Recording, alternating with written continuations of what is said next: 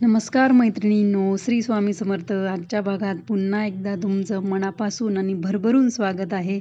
तर आजही मी नेहमीप्रमाणे सोप्या, सुंदर, पटकन होणाऱ्या, कमी कलर वापरून काढलेल्या रांगोळ्या आणलेल्या आहे तुमच्यासाठी. तर तुम्ही तिन्ही रांगोळ्या नक्की ट्राय करा आणि व्हिडिओज पूर्ण बघा, स्किप न करता बघा, म्हणजे तुम्हाला प्रत्येक स्टेप लक्षात येईल. आणि जर तुम्हाला रांगोळ्या आवडल्या तर नक्की कमेंट करा, लाईक करा, शेअर करायला विसरू नका आणि चॅनलला सबस्क्राईब करायला विसरू नका. तुम्ही जर नवीन असाल तर नक्की चॅनलला सबस्क्राईब करा. अशा नवनवीन रांगोळ्या तुम्हाला रोज आपल्या चॅनलवर बघायला भेटतील. तर नक्की सबस्क्राईब करा चॅनलला. तर बघू शकता आपली पहिली रांगोळी आपलं सिंपल स्वस्तिक काढून घेतलं आहे आणि बाजूने अशी डिझाईन करून घेतली, रेषा काढून 3-3 आणि टिंब काढून घेतलेले. तर ह्या रांगोळ्या तुम्ही नक्की ट्राय करून बघा, कशा वाटतात ते पण सांगा. खूप सोप्या आहे, कुणी पण काढू शकेल. आणि रोज दुपारी 1 वाजता आपला व्हिडिओ अपलोड होत असतो. तर व्हिडिओ नक्की बघत जा, विसरत नका जाऊ बघायला, म्हणजे नक्की बघा. अजून जर तुम्हाला नोटिफिकेशन नसेल येत यूट्यूबला तर डायरेक्ट चॅनलवर जाऊनही चेक करू शकता. प्लेलिस्ट वगैरे सर्व चेक करा आपल्या चॅनलवरचं. तर बघू शकता तुम्ही.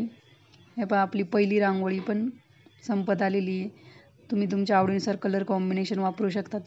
मला एका मैत्रिणीची कमेंट आलेली की तुम्ही हे जे पावलांचे स्टेन्सिल वापरले आहे आणि स्वस्तिक खूप सुंदर आहे, त्याच्यावर एक व्हिडिओ बनवा. आपण नक्कीच बनवू त्याच्यावर पण व्हिडिओ. त्यामागे एक खूप मोठा किस्सा आहे. मी दिवाळीच्या वेळेस हे स्टेन्सिल विकत घेतले होते मागच्या वर्षी. तर आम्ही स्कूटीवर येत होतो आणि हातातच ठेवले होते. मी 4-5 घेतले होते स्टेन्सिल आणि रोडवरनं आम्ही येताना ते माझ्या हातातून निसटले. म्हणजे स्कूटीवर बसलेली होती मी मागे. तर मी एवढ्या रोड चालू असताना, म्हणजे खूप गाड्या वगैरे तर तरी मी थांबली बाजूला, कडेने डिवायडर होता तर त्याच्या बाजूला थांबली. मी वाट बघितली गाड्या कधी जातात. जेव्हा रस्ता थोडा मोकळा झाला तेव्हा मी घेतली ती स्टेन्सिल आणि एक गाडी त्याच्यावरून गेलेलीच होती, थोडं चेपली होती ती स्टेन्सिल.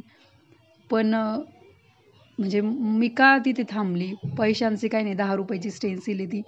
पण त्या प्रकारचा पाऊलाचा ठसा मला भेटलाच नसता, म्हणजे तिथं नव्हताच वेगळा. आणि खूप छान आहे, मला आवडला होता ती स्टेन्सिल. त्यामुळे मी गाडी जायची वाट बघितली आणि ती उचलून घेतली. मला थोडं वाईट वाटलं ती चेपून गेली त्यामुळे. पण काय कलाकार काही पण करू शकतो, आपला जीव ओतून काम करतो कलाकार.